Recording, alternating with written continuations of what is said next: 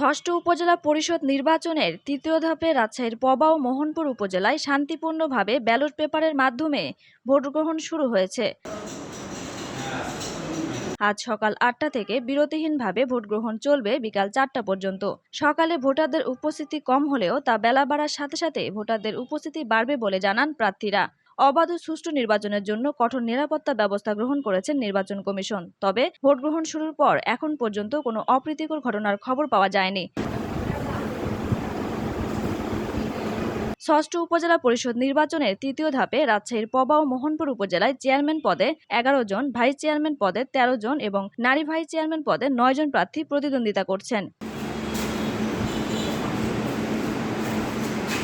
এদের মধ্যে পবা উপজেলা পরিষদের চেয়ারম্যান পদে রয়েছেন ৬ জন, ভাইস চেয়ারম্যান পদে ৮ জন ও মহিলা ভাইস চেয়ারম্যান পদে ৪ জন প্রার্থী প্রতিদ্বন্দ্বিতা করছেন। এই উপজেলায় ভোট কেন্দ্রের সংখ্যা ৮৪টি, ভোট কক্ষের সংখ্যা ৬২৬টি। মোট ভোটার সংখ্যা ২,৬০,৮৩৮ জন। এর মধ্যে পুরুষ ভোটার ১,৩০,৯০১ জন ও নারী রয়েছেন ১,২৯,৯৩৪ জন এবং তৃতীয় লিঙ্গের ভোটার রয়েছেন ৩ জন।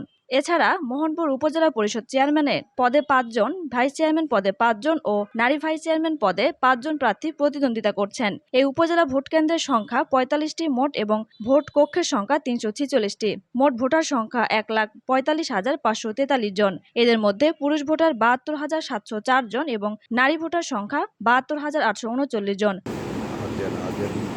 এবার তৃতীয় ধাপে রাজশাহী ২ উপজেলা সুষ্ঠুভাবে নির্বাচন সম্পন্ন করতে মহানগর ও জেলা পুলিশ সদস্য প্রায় ২,০০০ জন, আনসার সদস্য ১,৯৬১ জন, ৬ প্লাটুন বিজিবি, ১৮ জন ভ্রাম্যমাণ ম্যাজিস্ট্রেট, র্যাবের ২টি টিম দায়িত্ব পালন করছেন।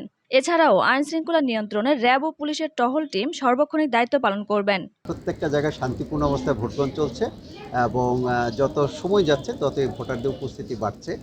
আর কোথাও কোথাও যেগুলোতে আশঙ্কা করেছিল যে গোয়েন্দা প্রতিবেদন অথবা আপনার গণমাধ্যম জেনেছেন সেই সব জায়গায় পূর্ব অভিজ্ঞতা থেকে এরকম যাতে অপ্রীতিকর কোনো ঘটনা না ঘটে সেই ব্যাপারে আমরা নিরাপত্তার চাদরে ঢেকে দিয়েছি। Tanzil Akhtar, news now 24, Rajshahi.